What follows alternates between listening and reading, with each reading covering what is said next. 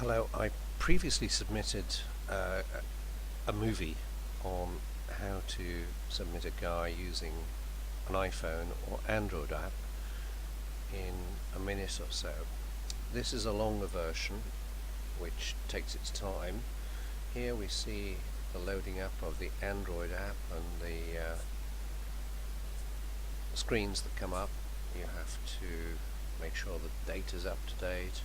But once that's there, we get the main screen, same as the previous under 2 minutes, which happened rather fast, so this might help some people understand.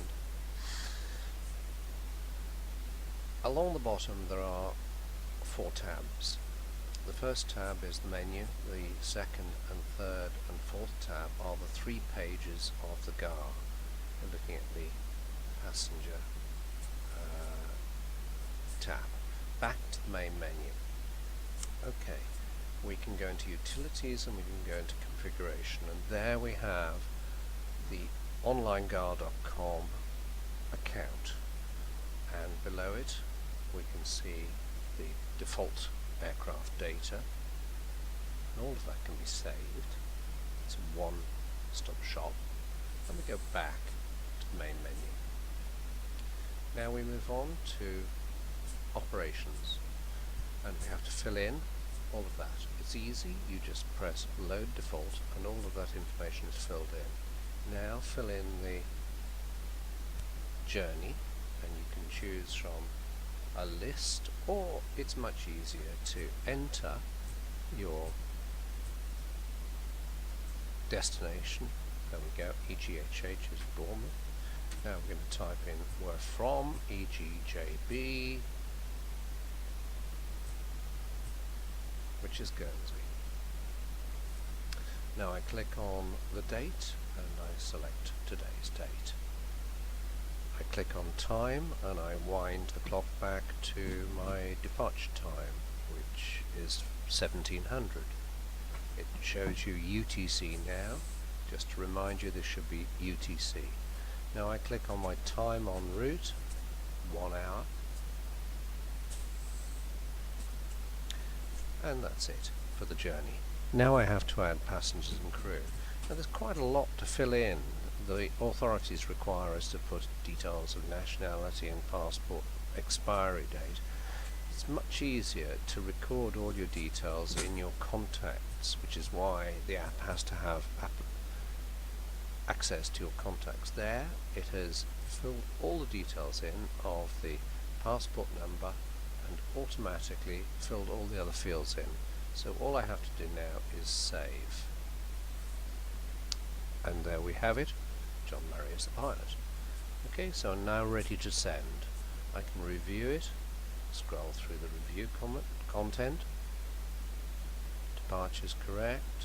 We don't have an outbound leg. This is a single dimension GAR. There we have the details of the passenger, and I click on send. Submit the GAR. Oops, we have a submission failed, so all I do is go back. It's probably a Wi-Fi issue, and click again. This is just sending in test mode because that's the test module I have. It takes about 15 seconds, and there we go. The GAR has been sent to Border Force. Click on finish.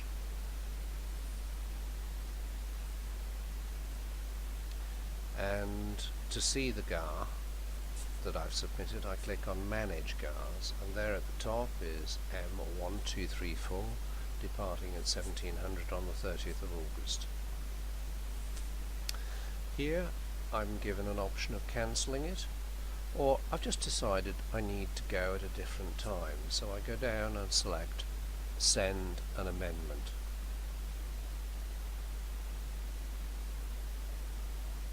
Go, send an amendment, click on that, and it takes me to the journey page. I go to choose time and I change it to 1800. I go back to the main menu, the @ symbol, and I go send a GAR, and it's now going to cancel the previous GAR and send the new date and time with all the other details exactly the same.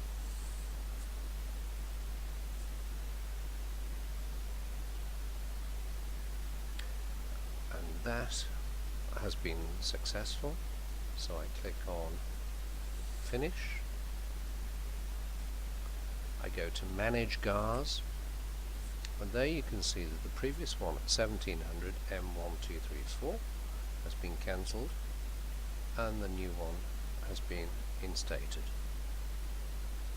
Okay, just a couple of extras. If you go to Utilities and go to Airfield GAR, you can see the TAFs on a map. It's a bit slow, it gets the map from Google, and we zoom out to see the UK, click on the country, and it locates all the places.